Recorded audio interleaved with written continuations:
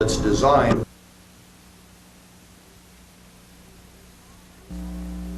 Adam, music.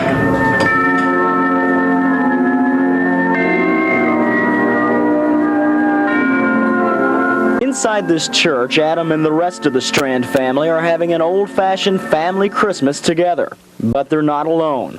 You see, for the past 5 years, the Strand family has made Christmas dinner for people without families. The majority of the reason we're reaching out there is for the people that would otherwise be alone. And this is not a day to be alone. And so we have a lot of good fellowship, good food hopefully, and just a good time in general. Dark or light? The Strands, with the help of the church and other donations, dished out Christmas dinner to over 50 people today. People who would have otherwise spent Christmas alone. Give them a sense of belonging during this day, because we all do belong to each other, and to remind them that it's not just the real family that counts, it's the family of man that counts. Sharing their family to others on Christmas is a family affair for the Strands.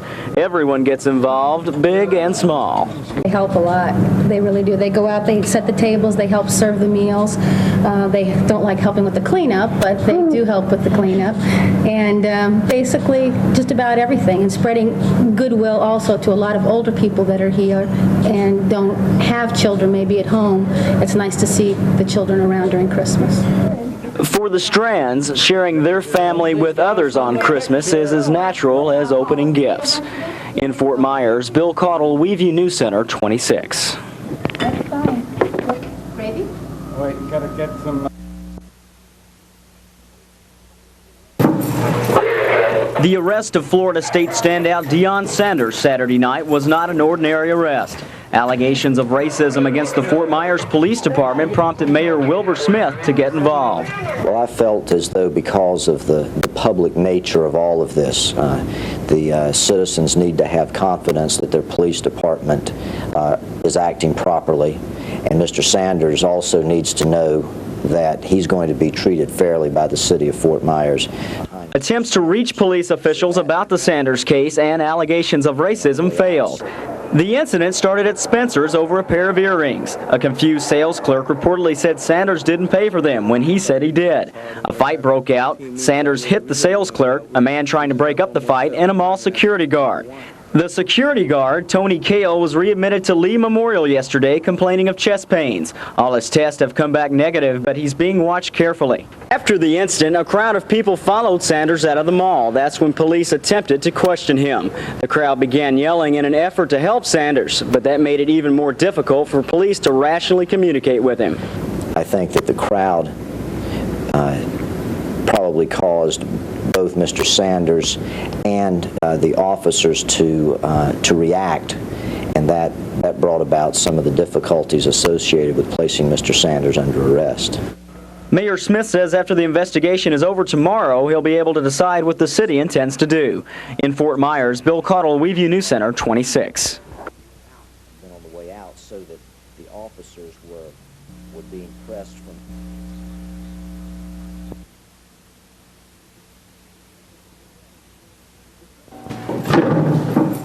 The Christmas Eve arrest of Florida State cornerback Deion Sanders has stirred up much controversy in Fort Myers. Due to allegations of racial overtones involving his arrest, Fort Myers Mayor Wilbur Smith decided to get involved. Today, after much review of police records and eyewitness accounts, Smith announced his findings.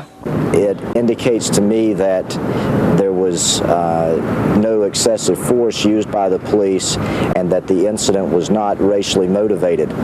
Black community leaders are not surprised with the mayor's conclusion. Well, of course, I expect the mayor to say that. He's the mayor. I'll say that if it had been a white kid and would have had the same thing, he would not have been treated the same way. It began as an argument over a pair of earrings at Spencer's in the Edison Mall. When officers arrested Sanders for allegedly hitting a store clerk and another man, he hit an auxiliary officer. Today, that officer was released from the hospital, and Sanders has been charged with a questionable felony. I have been given an indication that an auxiliary officer is treated the same way under the law that a law enforcement officer is. Even though the mayor believes the police department is in the clear, the fact remains that the original investigation will go on another 3 or 4 days. But the Sanders case case won't end there. The state attorney's office will have to determine what charges will be brought against him, and there's speculation that Sanders may file suit against the city. In Fort Myers, Bill Caudle, WEVU News Center 26.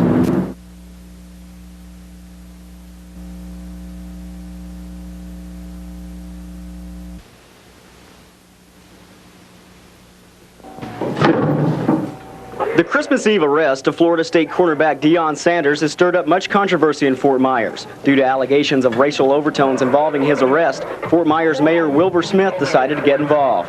Today, after much review of police records and eyewitness accounts, Smith announced his findings. It indicates to me that there was no excessive force used by the police and that the incident was not racially motivated. Like I say, I'm waiting for some final information, but at this point, that's what the indication is. Black community leaders are not surprised with the mayor's conclusion. Well, of course, I expect the mayor to say that. He's the mayor. I'll say that if it had been a white kid and would have had the same thing, he would not have been treated the same way. It began as an argument over a pair of earrings at Spencer's in the Edison Mall. When officers arrested Sanders for allegedly hitting a store clerk and another man, he hit an auxiliary officer. Today, that officer was released from the hospital, and Sanders has been charged with a questionable felony. I have been given an indication that an auxiliary officer is treated the same way under the law that a law enforcement officer is. Even though the mayor believes the police department is in the clear, the fact remains that the original investigation will go on another 3 or 4 days. But the Sanders case won't end there. The state attorney's office will have to determine what charges will be brought against him, and there's speculation that Sanders may file suit against the city. In Fort Myers, Bill Caudle, WEVU News Center 26.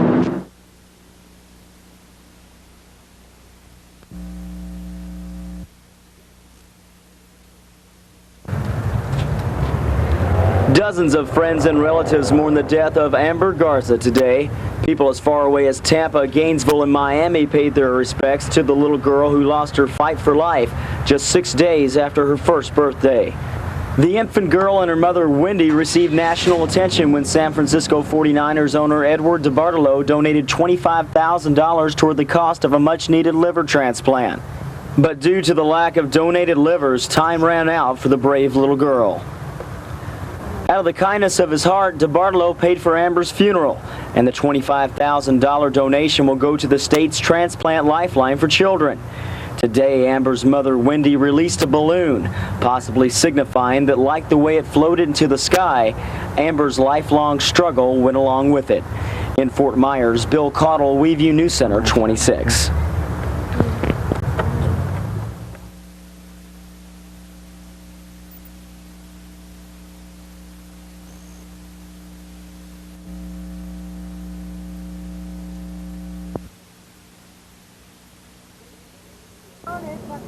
Safe boating through education is the motto the U.S. Power Squadron lives by. The organization is celebrating its 75th year of high-sea service to boaters all over the country.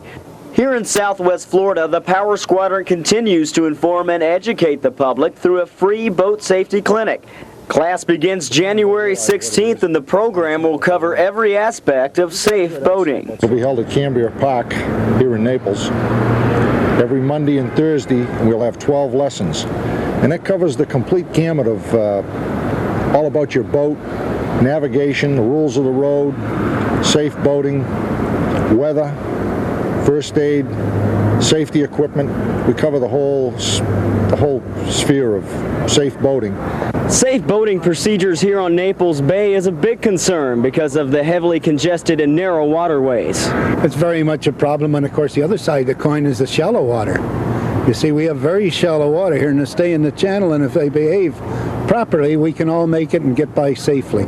And to get by safely, the Power Squadron is looking to take the negligence out of boating. The two biggest things that cause problems on the water, one are speed, boats going much too fast for the conditions, and the second, boats throwing large wakes, probably not even realizing they're doing it, and a great many people don't realize that they are 100% liable for whatever damage is caused by their wake. By participating in the free boating clinic, members of the Power Squadron believe boaters will have a much safer and enjoyable time on the water. In Naples, Bill Caudle, WEVU News Center 26.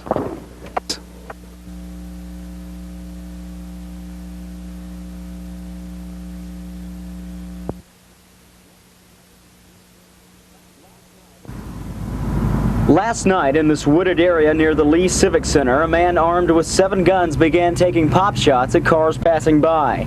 Before the Lee County Sheriff's Department received complaints of gunfire, members of the Bayshore Fire Department were flagged down by the gunman, unaware that he was armed and dangerous. We stopped to find out what was the matter with him, and he told us his car had broke down, and he got real irate, stuck a gun in the window of the truck, threatened to kill us. As Ross was talking on the two-way, the gunman, Ian Charles Marker of Fort Myers, held a gun to the head of fireman Ian Hickens, Ross's partner, last night.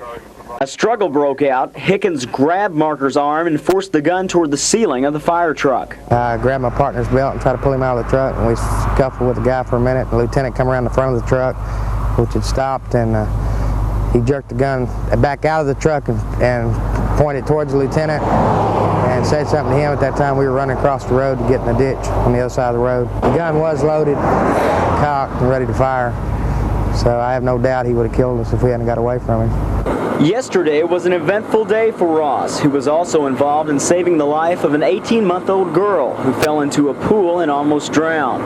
But last night, Ross and Hickens were fighting for their lives, trying to help someone who they thought was a stranded motorist.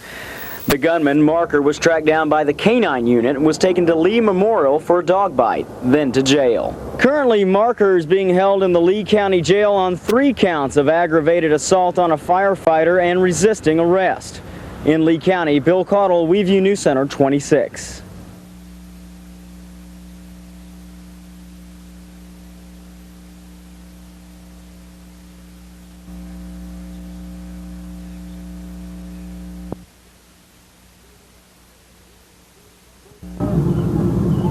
For the next 7 days, thousands of Southwest Floridians will spin, jerk, jolt, and turn upside down.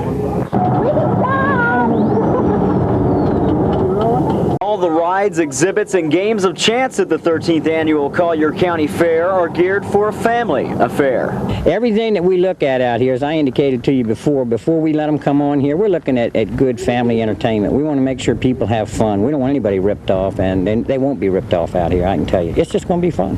It wouldn't be fair to have a fair without cotton candy, a petting zoo, and a kissing camel. The Collier County Fair has all that and much more. If the arts and crafts don't tickle your fancy, then the high sky aerial act of Carla Walinda will leave you suspended in awe. Carla Walinda is not the only high-flying act here at the fair. There are over 70 rides that will take you for one heck of a spin. There's thrill rides, there's kiddie rides, there's fun-type rides, so there's something for everybody out here. And of course, everyone has their favorite ride at the fair. Probably the most fun ride is the Gravitron. It's that one right there. Well, you go around in circles, and it gets you dizzy, but it's fun. I like riding all the rides. It's fun and throwing the rings at the knives and everything. That one, and that one, and that one. Who said there had to be one favorite? In Collier County, Bill Caudle, WEVU Newscenter 26.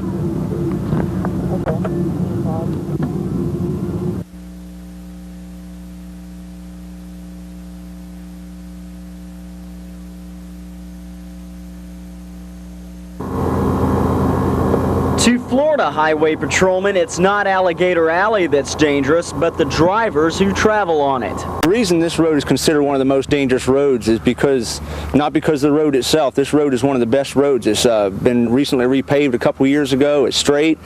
Most reason is the impatience of the drivers. About 75% of the people out here are exceeding the speed limit, and they get impatient when they get behind somebody who's doing the speed limit, and they try to overtake and run people off the road, or they come off the road themselves to avoid hitting a head-on vehicle. Passing can be deadly on the alley. Head-on collisions and cars rolling over after being forced off the road are the most common fatal accidents. Even a state trooper with his lights and sirens screaming can have a hard time getting down this heavily traveled road. I was responding to an accident out here about 2 or 3 years ago, and I had lights and siren going. A gentleman pulled up behind a Greyhound bus and attempted to overtake the bus, and I left the roadway to avoid hitting him. There is hope. I-75 will be completed in 1991, but until then, the name of the game on the alley is defensive driving. Due to the construction of Interstate 75, the speed limit has been reduced to 45 miles an hour on parts of the alley, but according to troopers, hardly anyone pays attention to the sign. So the next time you're traveling down this lonely stretch of highway, troopers say just be patient. If they do get behind a line of traffic and it's slow, instead of trying to pass them all, just pull over for a minute and relax and let the traffic get away from them, and then ease on back into the road and continue on with their journey. On Alligator Alley, Bill Caudle, WEVU Newscenter 26.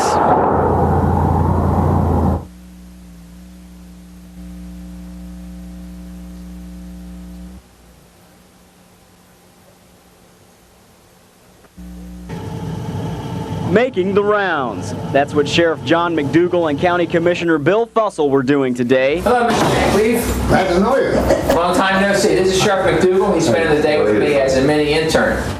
The men were acting as mini interns in a program that gives them a first-hand look at the medical profession.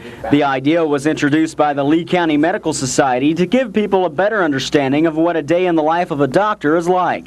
Today, both Fussell and McDougal spent their internship checking out ankles to x-rays. I think it's a very good program. We've had a really good day today, fast-moving day, early day, and seeing patients at the hospital and now here at the office. It gives me a good insight as to the workings of not only the private medical practice, but also the hospitals and how the hospital administration works and functions. And it just expands my own personal knowledge of other areas that impact the community.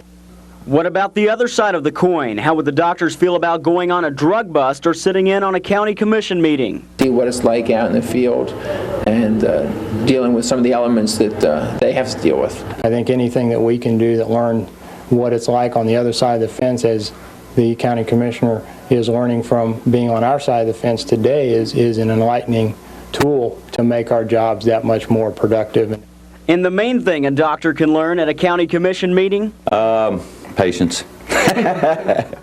In Lee County, Bill Caudle, WEVU Newscenter 26.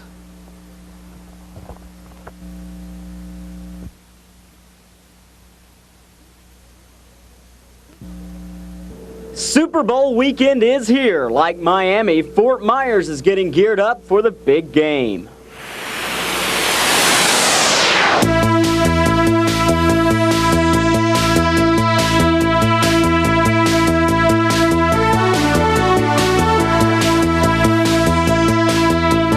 Many local taverns and popular night spots have been preparing for Super Sunday for quite some time. This is a big day for us, and it's one that we do in our pre-planning every year. We will target the date and begin putting flyers together and contacting various media to do our advertising.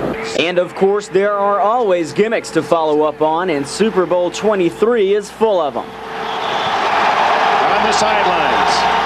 We will be saluting Iggy Woods, who's the great running back, and anytime Iggy scores, as you know, he does a shuffle. Well, anytime Iggy scores, does a shuffle, we're going to discount the Iggy Woods shuffle drink and offer that to the crowds. You'll probably see some of our waitresses doing the Iggy Woods shuffle too. Many local hotspots will be jam-packed tomorrow. The Holiday Inn in Fort Myers will have an estimated 500 people on hand to watch the Super Bowl. And for those people who aren't going out to party on Super Sunday, they're taking the party home, and usually the first stop is the liquor store. Oh, definitely. Last 2 days have been good. They're getting ready for it. They're getting ready for it. In Fort Myers, Bill Caudle, WEVU Newscenter 26.